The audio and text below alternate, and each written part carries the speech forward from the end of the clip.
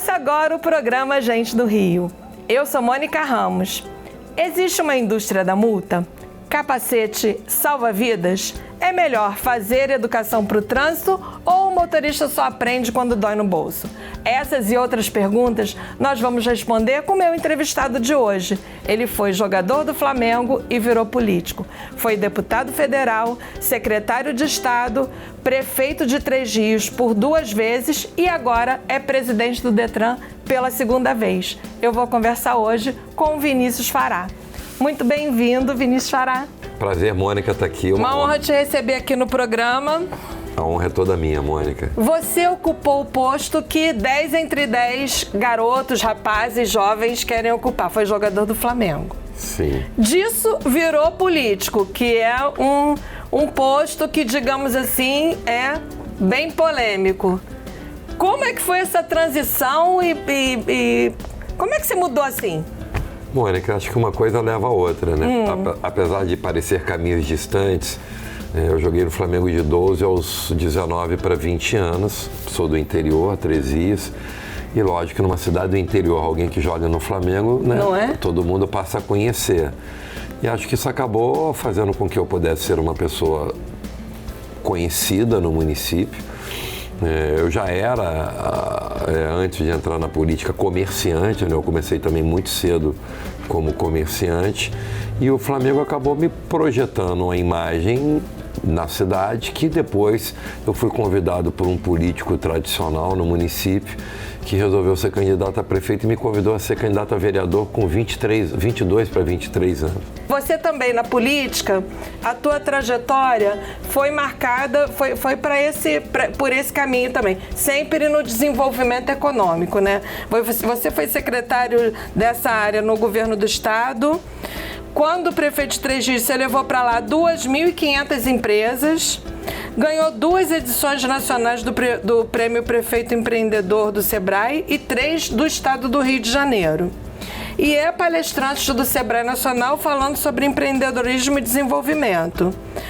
O que falta para o nosso Rio de Janeiro ter uma economia, no geral, o interior e a capital tão pujante como, por exemplo, São Paulo tem um interior super desenvolvido? O que está sendo feito nos últimos 4 anos, que foi a grande aposta do governador Cláudio Castro, que eu me sinto parte desse processo. Eu estava como deputado federal, o governador me fez o convite para que eu ocupasse a secretaria e para que a gente pudesse fazer com que o Estado tivesse uma retomada da geração de emprego e do aquecimento da economia, resgatando a chegada de novos investimentos.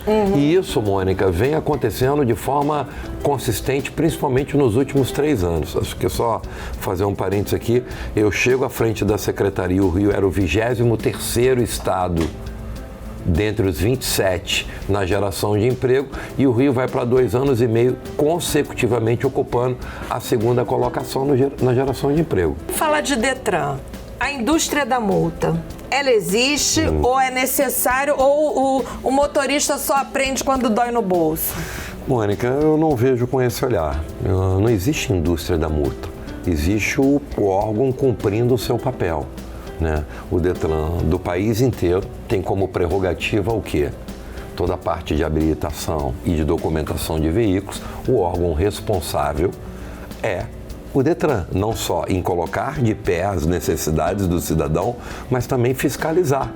E óbvio, a lei seca é ruim para quem é pego com o teor de bebida alcoólica e a lei diz o quê?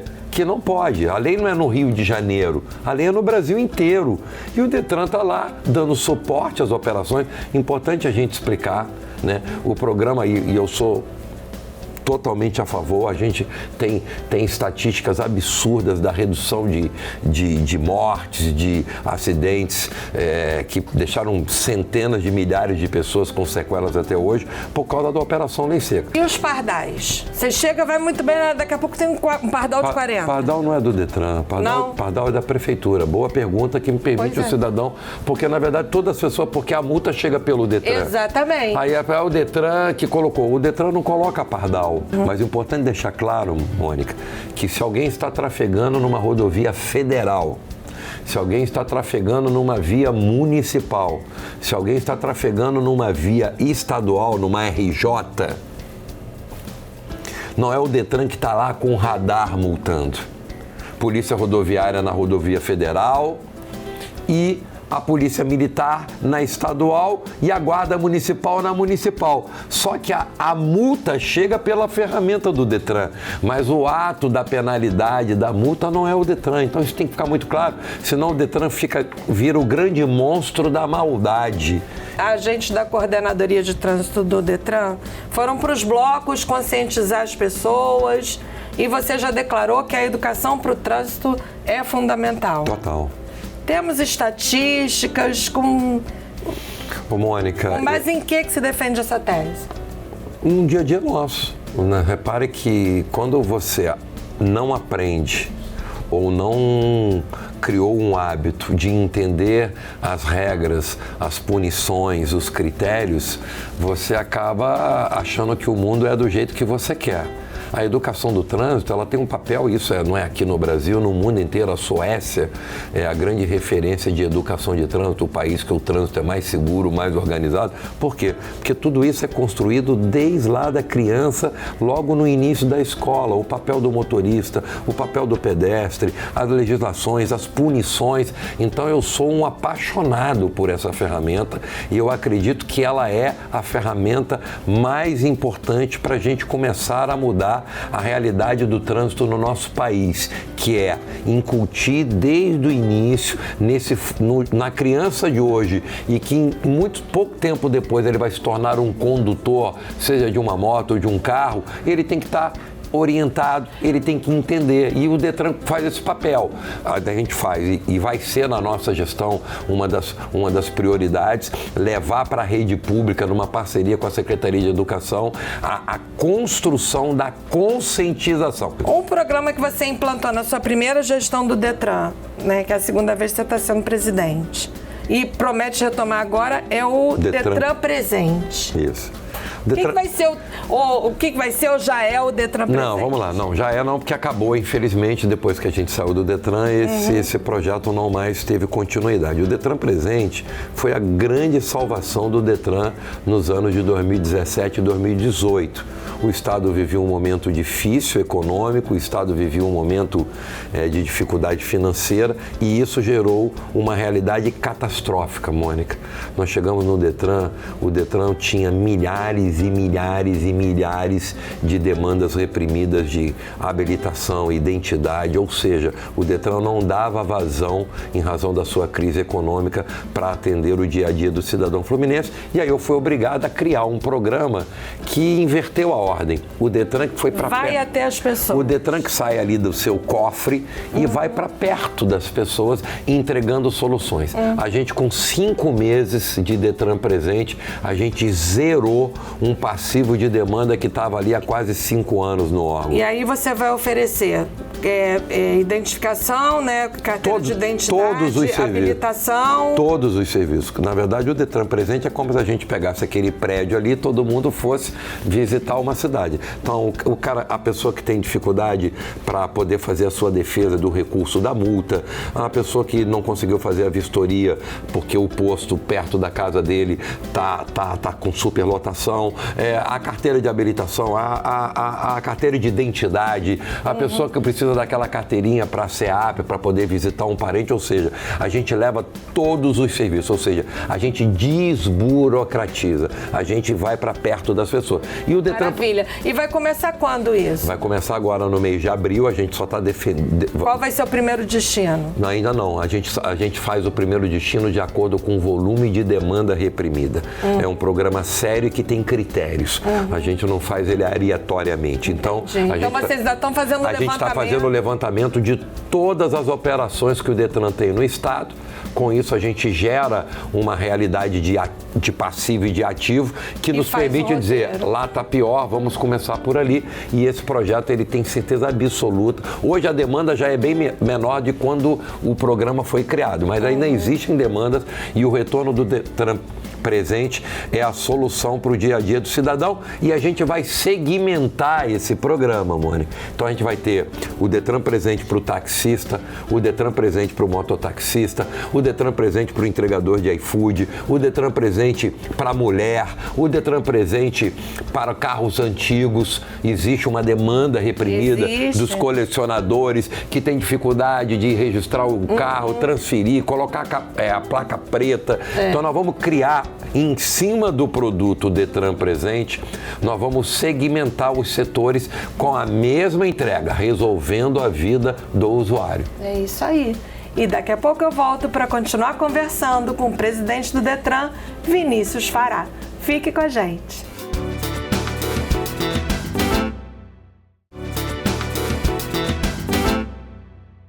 Estamos de volta com o Gente do Rio. Eu sou Mônica Ramos e hoje converso com o presidente do Detran, Vinícius Fará. Voltando ao desenvolvimento econômico, você é palestrante do Sebrae. Nas suas palestras, o que mais te perguntam?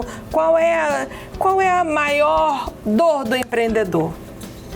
A burocracia. A burocracia. A burocracia é o mal da vida do cidadão, ainda mais quando se trata, infelizmente, do nosso país. O Brasil é um dos países mais burocráticos do mundo. E se você me perguntar qual foi o segredo do sucesso de Três, a gente desburocratizou a máquina pública. Mudamos as leis, agilizamos os prazos, enquanto que naquela época, eu estou falando em 2009, quando eu assumi a primeira vez a prefeitura, a média do Brasil era 6 meses para alguém ter um alvará com seu CNPJ e com a sua inscrição municipal. Com a inscrição municipal. A gente, em Três Rios, em 2009, produziu um alvará com 1 hora. A gente desburocratizou, né? Aí depois eu fui para a Secretaria de Desenvolvimento Econômico, fui para o Detran. Por que o Detran, na nossa época, recuperou e entregou serviço? Porque a gente encurtou essa máquina, uma etapa, outra etapa, outra etapa, outra etapa, outra etapa, outra etapa. Aí quando o cara chega na última etapa, ele já está morrendo, já quase que nem adianta mais a solução do problema. Então, para mim, Vinícius, o que eu entendo que é o maior desafio do poder público e que impacta na economia, num órgão como o Detran, na saúde, na educação, é a marca que, infelizmente, o nosso país é um problema nacional, que é um país altamente burocrático. E o meu grande desafio, a minha grande missão agora, Mônica, e pode ter certeza que nós vamos fazer, juntamente com a nossa equipe lá, com a diretoria, nós vamos fazer o Detran do Estado do Rio de Janeiro ser o Detran mais ágil, moderno e eficaz desse país. Dá para fazer. Tem dinheiro para fazer, um órgão autossustentável economicamente. Falta essa vontade que a gente assume com essa disposição, com essa determinação. O governador disse o seguinte: meu irmão, eu quero que o Detran deixe de receber reclamação e passe a ser um órgão que o cidadão possa elogiar. E para isso tem que melhorar a qualidade de serviço. Tem aqui alguns projetos que a gente vai soltar isso, Mônica.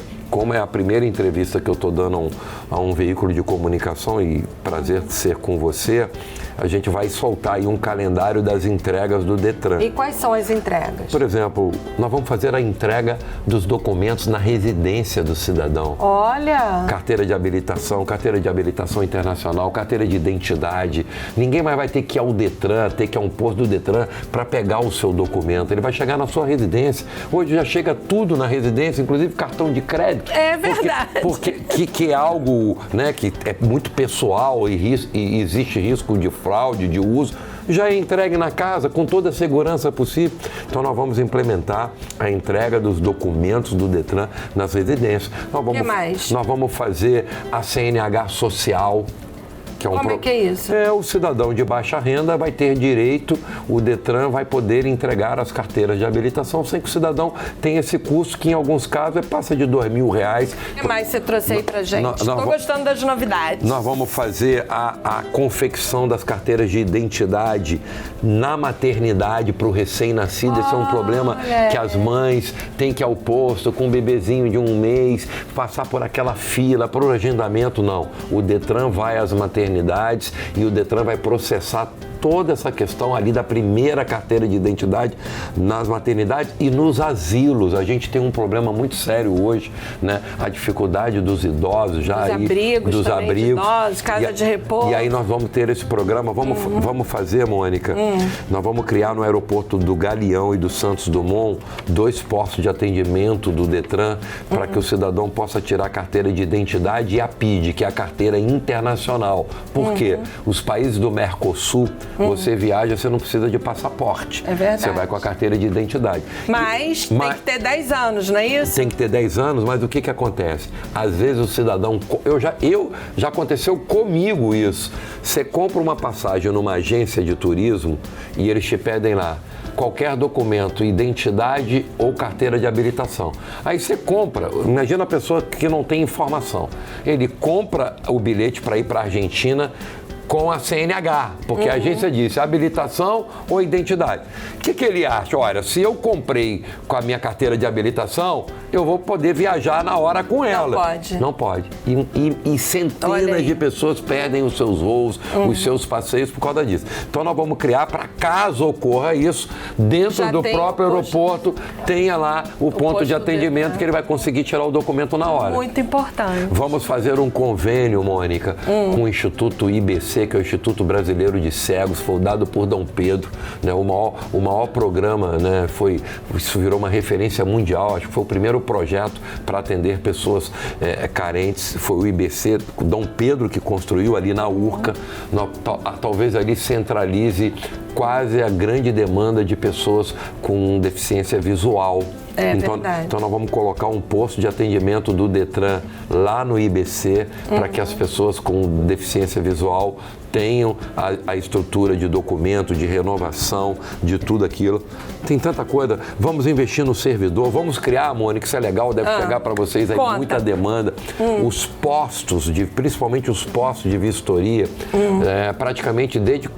Né, de um bom tempo para cá, eles não têm tido manutenção, recuperação, então o conforto está ruim, o ar-condicionado não está funcionando, tem goteira, tem mofo. E teve um tempo também que não precisava fazer vistoria, então as pessoas fazem essa confusão. Exatamente. Né? Então, o que acontece? A gente está com a nossa equipe de engenharia em campo, percorrendo os 92 municípios e a gente entra com uma força-tarefa de um programa que também eu fiz quando fui presidente outra vez, que chama SOS Detran. Nada mais é do que uma força-tarefa para colocar com dignidade a estrutura dos postos. Não dá para um cidadão idoso ir num posto, como a gente viu aí no período de carnaval, ficar 3 horas ser socorrido pelo SAMU porque estava com 50 graus, porque o ar-condicionado está queimado há 6 meses. Então a gente vai fazer aí um grande desafio da nossa gestão, nos próximos 5, 6 meses, a gente recuperar o conforto, a estrutura de todos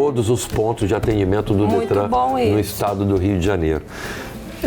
Valorização do servidor, valorização do funcionalismo, porque a gente entende, Mônica, que o servidor, o funcionário tem que ser valorizado, seja no local que ele trabalha, seja na remuneração, seja em oportunidades, porque é ele que vai lidar ali na ponta com a sociedade. Então a gente, como fez também da outra vez, a gente tem um olhar muito cuidadoso, muito carinhoso para cuidar bem aí do servidor, porque a gente entende que ele é o grande coração e o sucesso do Detran.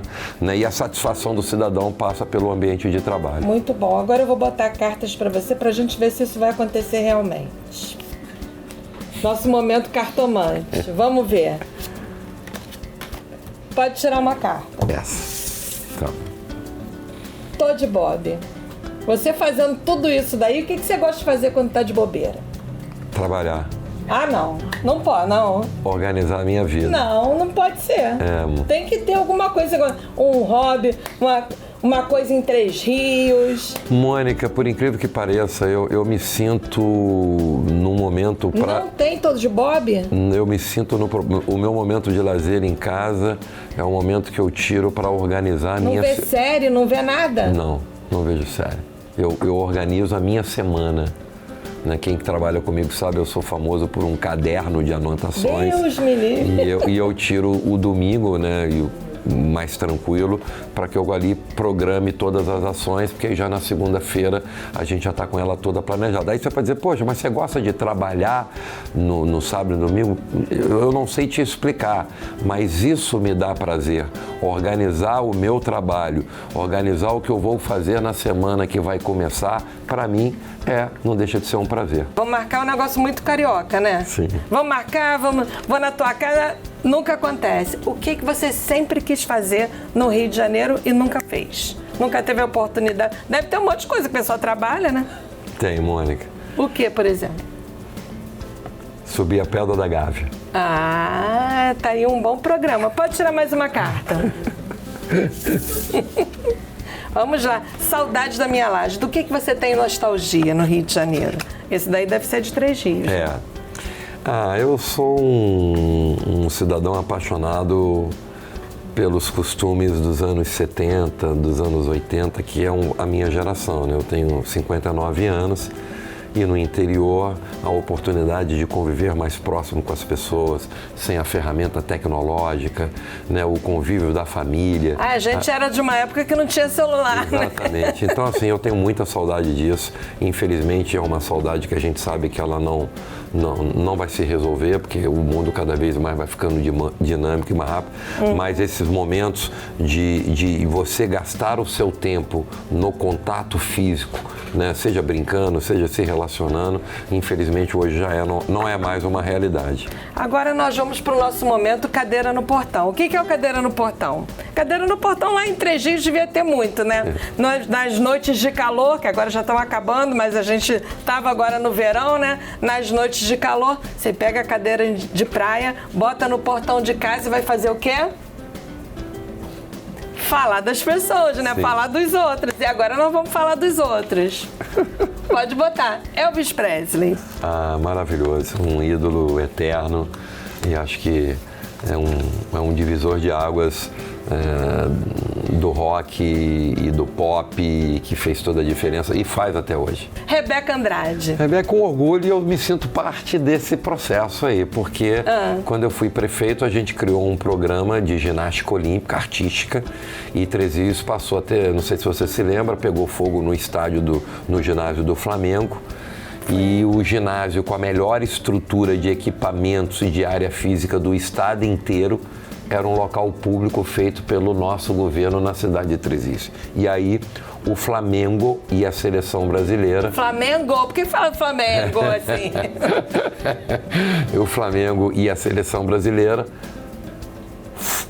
todos os atletas mudaram para 3 Rios, se mudaram para lá, e durante quase 3 anos todo o treinamento foi feito no espaço da prefeitura, ou seja, eu cedi o espaço, eu tinha um projeto e eu tenho muito orgulho porque a Rebeca é uma das atletas que chegou em 3 Rios pequenininha e que se tornou esse talento mundial aí. Olha, que bacana. Inclusive, eu quero até agradecer a Rebeca, porque acho que ano passado ou retrasado, ela recebeu uma homenagem num evento de destaque do ano no Fairmont, e ela citou exatamente, eu estava na plateia, e ela fez essa deferência reconhecendo que se não fosse 3 Rios, talvez ela não teria chegado no patamar que ela chegou. Zico.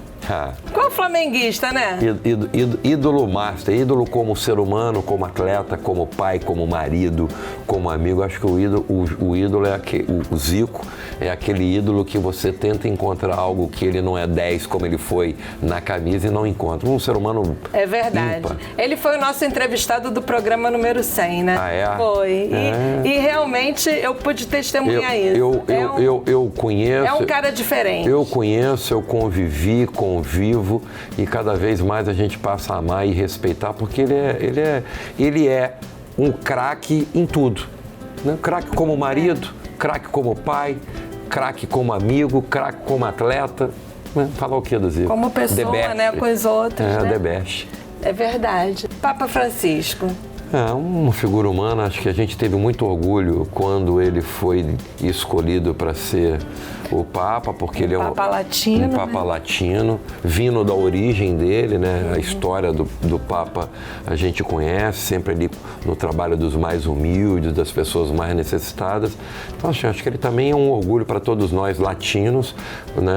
Um Papa que mudou um pouco essa imagem do Vaticano, daquela questão muito conservadora, e a gente está hoje aí rezando para que ele possa aí se recuperar ou pelo menos poder estar mais próximo. Já está recuperado, já voltou? Já voltou, saiu, voltou, saiu do hospital. Saiu do hospital. Isso? José Michel Fará, seu Fará, papai.